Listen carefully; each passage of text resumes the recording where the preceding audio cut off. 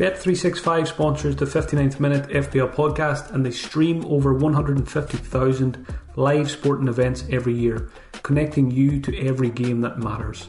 Bet365 offers a wide range of markets, including first, last or anytime goal scorers. Download the app and see for yourself why it's the world's favourite online betting company. And with the Bet365 Bet Builder, you can create personalised bets and calculate the odds for any football match right there in your hands. Their app lets you watch thousands of games live, but if you can't watch it for any reason, you can stay in touch with instant match updates. Bet365 is the world's favourite online sport betting company. The app can be downloaded from Google Play and Apple App Store. Over 18s only. Please gamble responsibly. The Athletic. Hi folks, welcome to another episode of the 59th Minute FPL podcast, which is brought to you by The Athletic. I'm Mark McGettigan. You can find me on Twitter at FPL General. Double Gameweek 26 has just finished. I'm recording on Thursday night, just after the Liverpool-Chelsea game, which finished 1-0 to the Blues. The Gameweek 27 deadline is very soon. It's on Saturday morning at 11 AM UK time, so don't miss it. It's safe to say the biggest double game week we've ever had did not live up to expectations. I managed to unlock a new FPL achievement badge. I had 11 double game weekers. I activated my free hit chip and I think I almost doubled my rank. So the best thing about this game week is that it's over and another one comes around very quickly. The headlines from Game Week 26. First of all, you know it's a strange double game week when there's 4 Crystal Palace defenders in the team of the week. That just kind of sums it up. Gareth Bale rolled back the years to score 19 points against Burnley.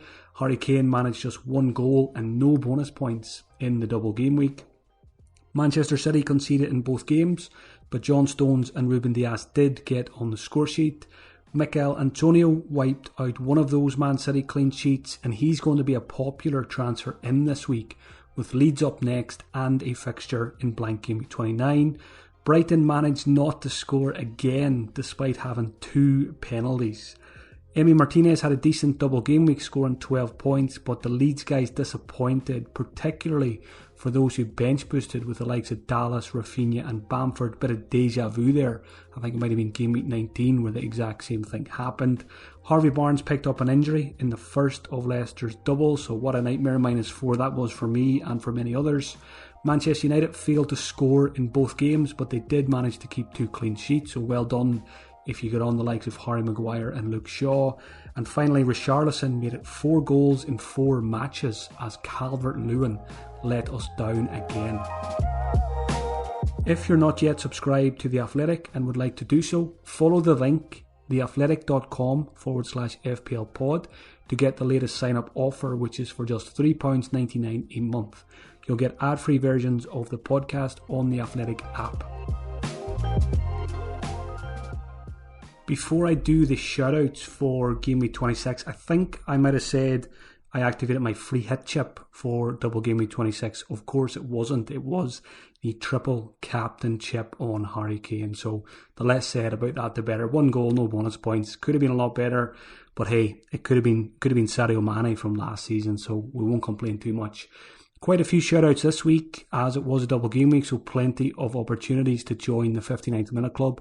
Only one player is joining though, Ryan Brewster from Sheffield United.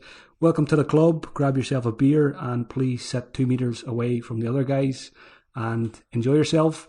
A couple of notable mentions: 60-minute appearances for Aaron Connolly at Brighton. Sergio Aguero also managed just 60 minutes. Mohamed Salah against Chelsea tonight, taken off after 61 minutes. What a disastrous double game week it was for him as well. Ola Aina, Fulham defender, managed just 45 minutes against Crystal Palace. He was substituted for Anthony Robinson at half-time, so he missed out on the clean sheet points in that 0-0 draw. Harvey Barnes has to get a mention here, just 50 minutes in a double game week. And finally, this might be my favourite one, Phil Jagielka. First game 55 minutes, second game 56 minutes, red card, a total of -1 points for the double game week. A quick review of how the game week went for me, and I'm going to keep it quick because I do not want to dwell on this one. I took a -8. I got rid of Ings, Bamford and Grealish, which was fine because none of those guys delivered, or obviously Grealish didn't play.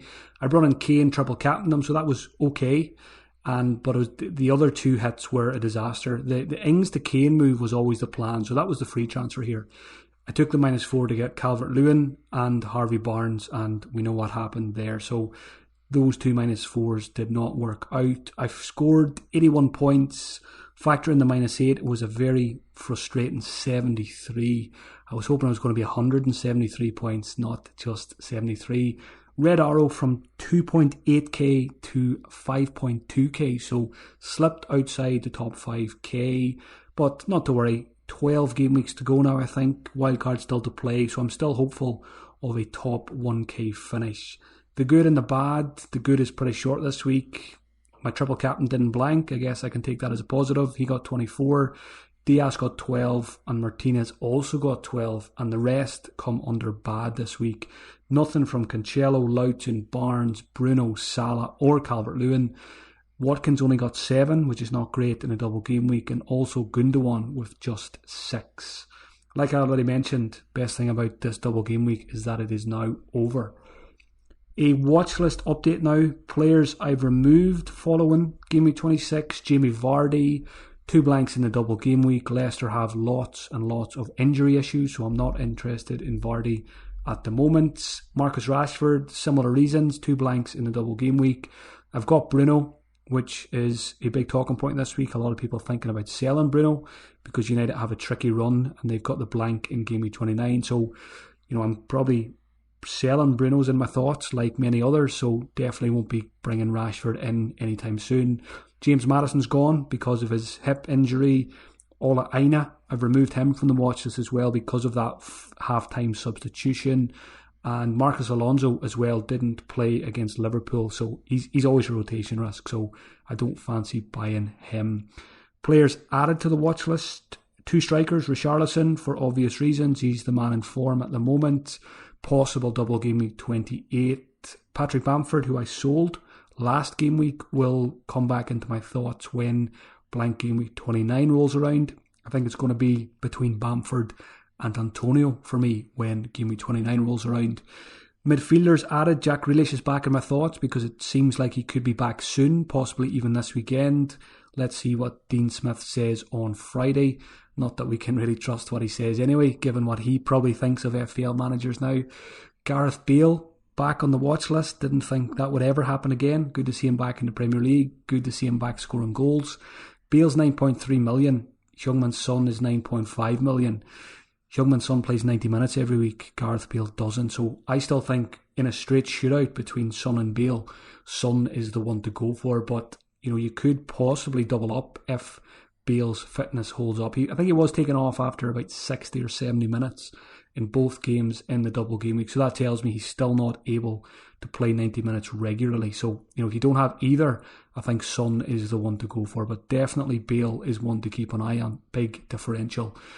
Lots of defenders added to the watch list this week. Ainsley Maitland-Niles at West Brom. I didn't realise he was down as a defender. I just kind of forgot about it because he wasn't really in our thoughts when he was at Arsenal. He's 4.6 million. He's done okay last couple of game weeks, couple of clean sheets for West Brom. Out of position, he's getting into the box, getting shots away. So he's one to add to the watch list. 2 Brighton defenders with that blank game week 29 in mind. They've got a home game against Newcastle, so I think they're going to be popular transfers for people over the coming weeks. Lewis Dunk is 4.9 and Dan Burn is 4.2. Those are the 2 I'm looking at. I've added Anderson, the centre back from Fulham as well, so I removed Aina for the rotation fear and I've added Anderson because he's a more secure starter. And a bit like Lewis Dunk, I was surprised to see Anderson step up and take a free kick from just outside the box. He had a couple of chances from inside the box as well, so I think he's about 4.5. He's an option for Game Week 29 as well. And finally, I don't think I'll buy a Newcastle player, but we're all thinking about this blank Game Week 29, which is coming up in 3 game weeks' time. Jamal Lascelles was on the score sheet. He's 4.2 million. So I've added him to the watch list as well, but I think I'd lean towards a Brighton defender instead of a Newcastle one. And a goalkeeper, I don't usually add goalkeepers to the watch list, but when a 4.0 million goalkeeper emerges, we've got to take note. Fraser Forster got the start for Southampton, so we need to wait and see if he continues between the sticks. And if he does, he will be in on my wildcard as my second goalkeeper.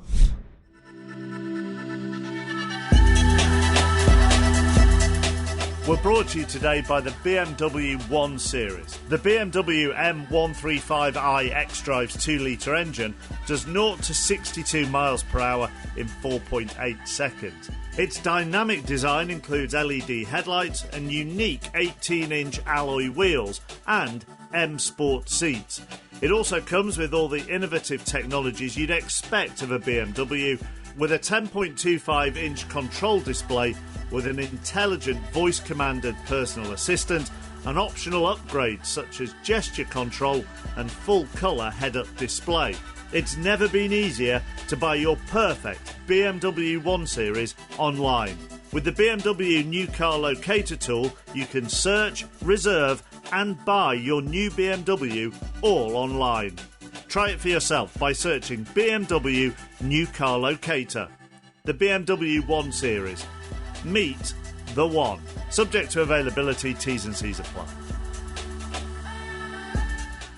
Twitter questions now. Thanks as always to everyone who sent them in. Over 100 in a matter of hours, so lots of burning questions to get through. First one is from FPL Mean Machine.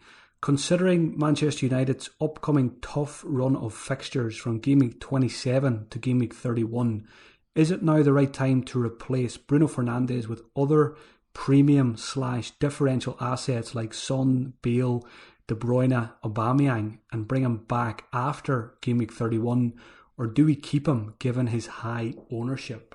So I think the first thing I would say about this question is ownership shouldn't really come into your thinking. If you think Bruno, think about points rather than ownership. If you think Bruno's not going to get a lot of points over the next couple of fixtures, I think it's Man City next, then West Ham, so two very good sides. Then it's a blank game week, and then it's Brighton, who are capable of shutting teams out as well. And obviously the fact that United failed to score in their last two games has to have us questioning the likes of Bruno Fernandes at the moment.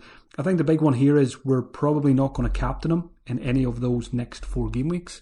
So when you've got an expensive player and you're not going to captain him, I think we should always ask ourselves, can the cash be better spent elsewhere? If you lose a Bruno, you can probably buy 2 good assets for the price of him. So it hadn't really crossed my mind about Bruno until, I realised he's playing Man City this week. So, I always fancy Man City for a clean sheet.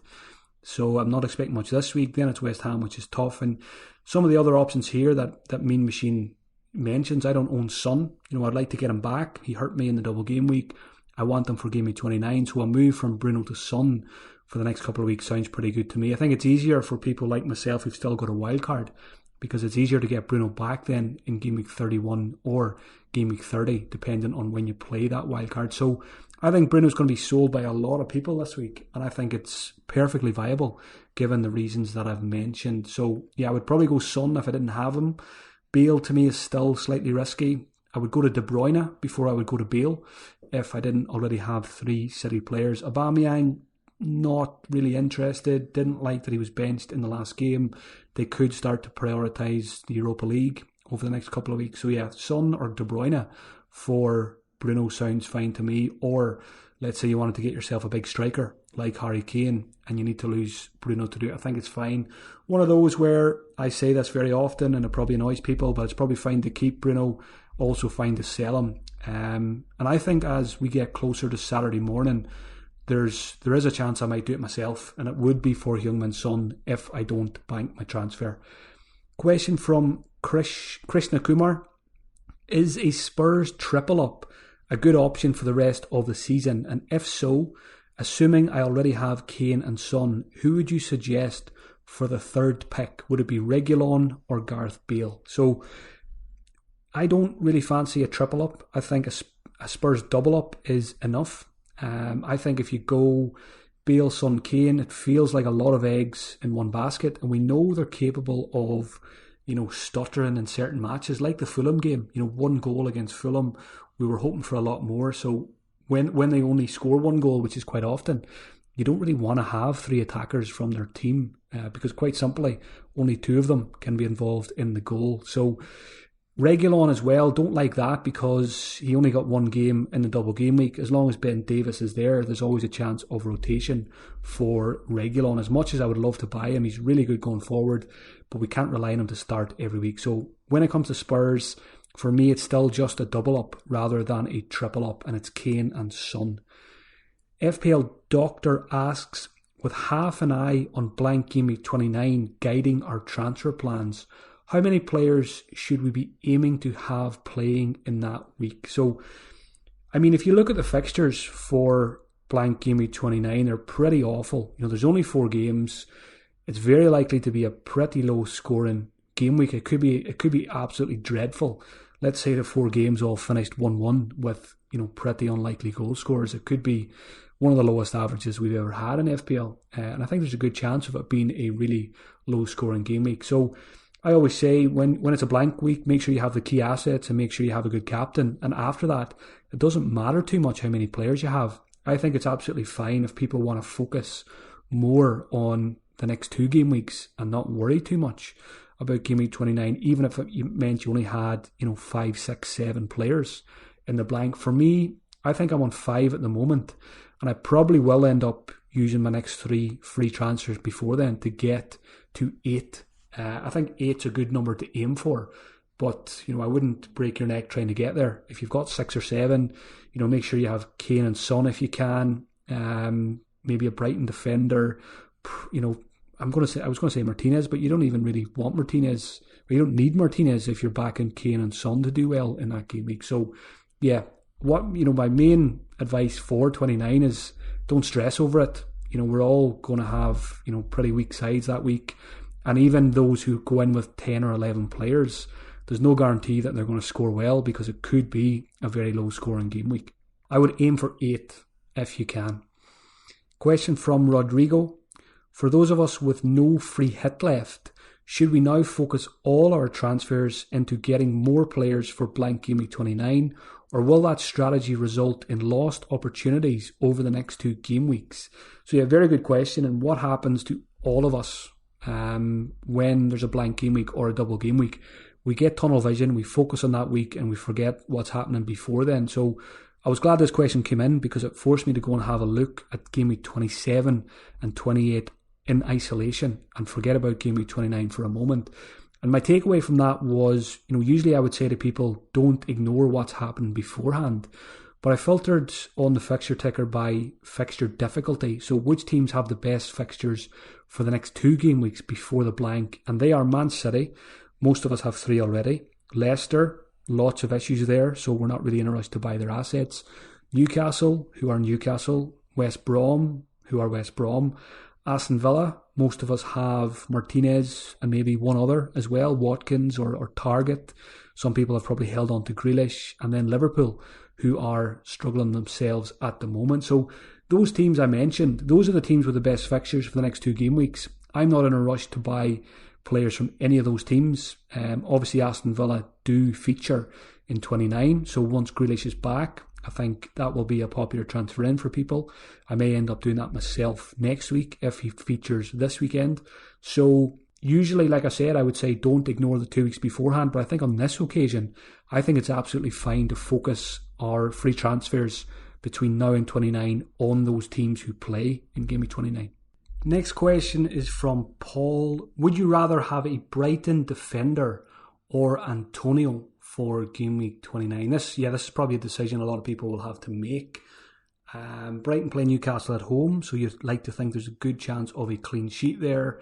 Antonio plays Arsenal, so not the easiest fixture, but he's pretty good, been pretty good this season when he's been on the pitch. I think he's got back-to-back goals in the last 2 games. So, when it's a scenario like that, I always go for the more exciting option. I think, I'd rather have the striker there, Antonio, and hope he can, get a goal and assist against Arsenal or even a brace rather than sweating over a Brighton clean sheet for 90 minutes. So Antonio is the way I would go there. Question from Tom Hamilton. Barnes replacements, please, for his price or lower. So Barnes is 6.9 million. I've had a look at my watch list, filtered it by price. The players on my watch list who are the same price as Barnes or less are Minamino. He is carrying an injury at the moment, so probably wouldn't go there. Lingard, I really like Lingard as an option, but he can't play against Manchester United in Game Week 28, which is a bit of a worry. If you can get Lingard and you can bench him in 28, I do like him as an option though, because he's got Leeds this week, and then he's got a decent fixture in 29 as well against Arsenal. Pedro Neto is another option. Pereira at West Brom, Saka at Arsenal, and Lookman at Fulham. And two players who are already in my team who are cheaper than Barnes as well are Gundogan, if you don't already have him, and Rafinha. So yeah, I think Gundogan and Rafinha I would put higher than any of the others I mentioned. So a couple of options there, take your pick. Question from Shivam: is it worth doubling on Man City defence anymore post Game Week 27, considering rotation and blank game weeks in 29 and 33? Also, are the fringe players like Jesus and Mahrez a better shout now than those who will get the Champions League minutes? So yeah, I think that's quite an interesting question, particularly about the fringe players. Mahrez and Jesus, I think, were the two highest scoring Man City players in the double game week. Aguero's obviously not able to play regularly and may not be for the rest of the season. The only thing about Jesus is, we've seen it already for the last couple of weeks, he doesn't start every game. Pep's quite happy to play without a recognised striker, but the fact that he's beating the goals, getting that brace, probably does his chance of regular minutes no harm. Mahrez, I always like him when he plays, it's just that rotation worry. But I do think it's a good point here about the Champions League, and maybe players like Foden and Mahrez, we can maybe take a punt on them now more than we would have maybe a couple of weeks ago. But I still do like double City defence. I know they conceded in both games in 26, but I mean, there's the stats for the season are great. They, every time I watch them, they don't look like conceding. I mean, that Connor Cody goal, I think that's his first ever goal in the Premier League. Might have even been his first ever shot on target in the Premier League. So, that's, again, they're pretty close to another clean sheet in that one. So I've got Diaz, I've got Cancelo, and I'm not really considering losing them just yet, but we do have to think about these blank game weeks. 29, that's a bit of a write-off anyway for most people, so we'll probably just bench our City players that week. We do have to think about 33 as well. I think that's the Carabao Cup final weekend, so there'll be no Spurs and no City that week, so we've got to keep that in mind if we've got a lot of players from those two teams. But I'm still happy to double on the defence. I still expect more clean sheets from them for the rest of the season. I don't mind the odd rotation with Cancelo. Diaz is one of the safer ones. So yeah, I'm still on the side of double City defence at the moment. Question from Bukayo Saka. I don't think it's from the Bukayo Saka because it's spelled differently, but you never know. Best defenders, 4.5 million or below to target for Game Week 29. So again, I've had a look at my watch list. 4.5 million defenders or less. The options are, I like the Fulham guys. You could go, Anderson's probably the safest route into their defence. Tete and Aina, I think there's going to be a bit of rotation there most likely. Robinson is not guaranteed of starts either, so I do think Anderson or Adebayo, but he could be 4.6 off the top of my head.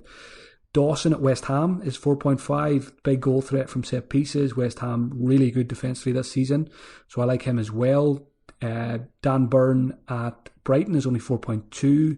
Lascelles, who I mentioned, 4.2, as is Lewis, the Newcastle left back.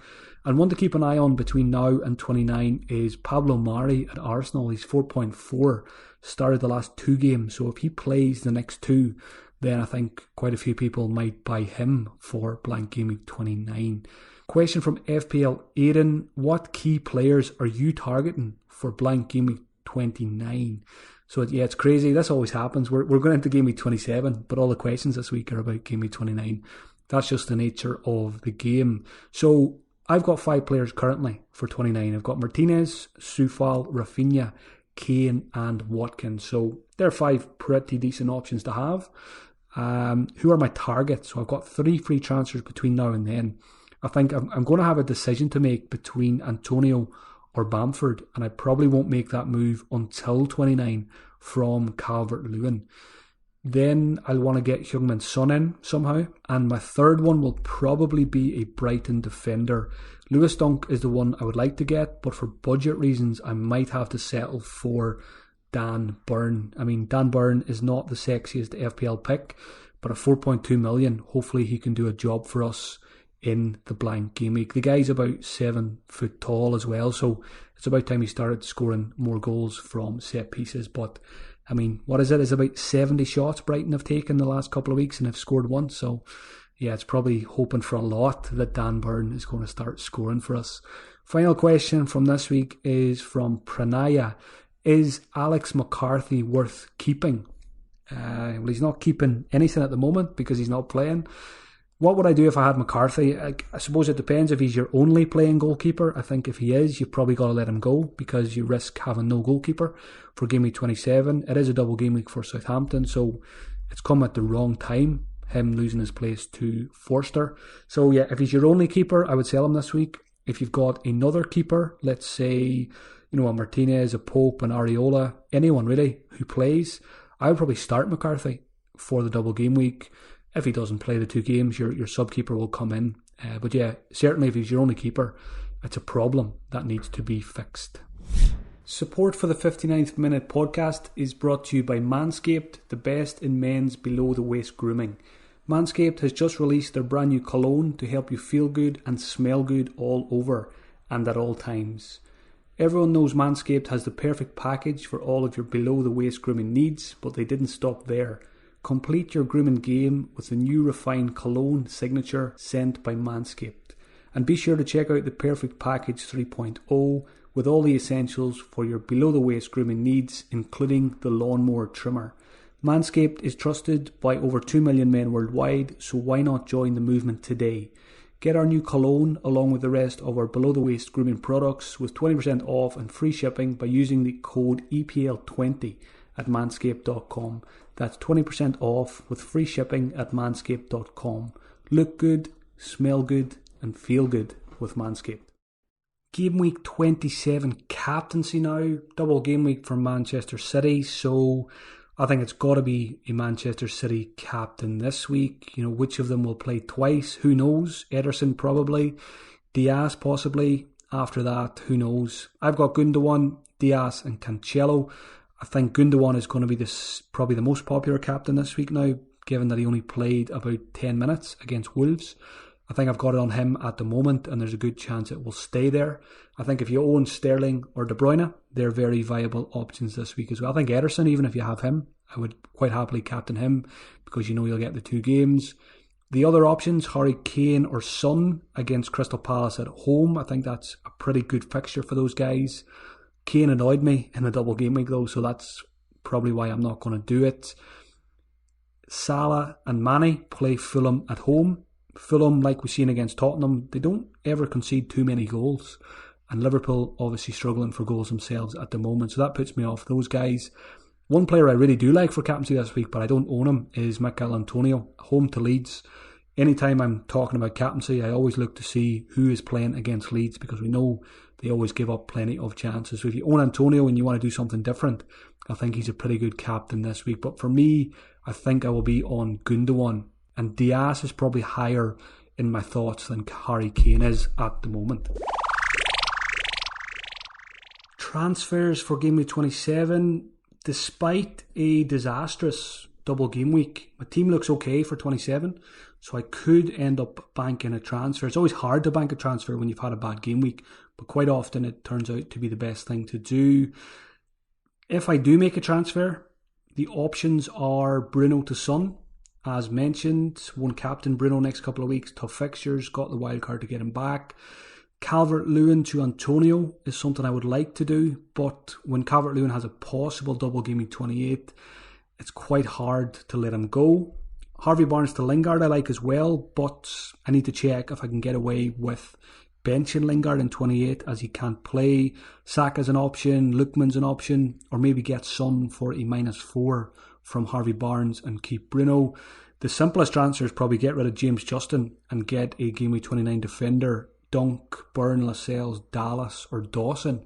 And looking at what I want to do, if I want to get Son, Antonio and a defender with my next 3 free transfers, it needs to be Burn or one of the other 4.2 million defenders, and I might need to do that this week in order to be able to get Son and Antonio. So I could end up doing Justin. I think that's probably most likely. So it's either Justin to Burn this week, Bruno to Son, or bank a transfer. So it'll be one of those three, I think, for me this week. Thank you for taking the time to listen. Please give it a retweet on Twitter if you enjoyed it, and leave a review on whatever platform you're using to listen.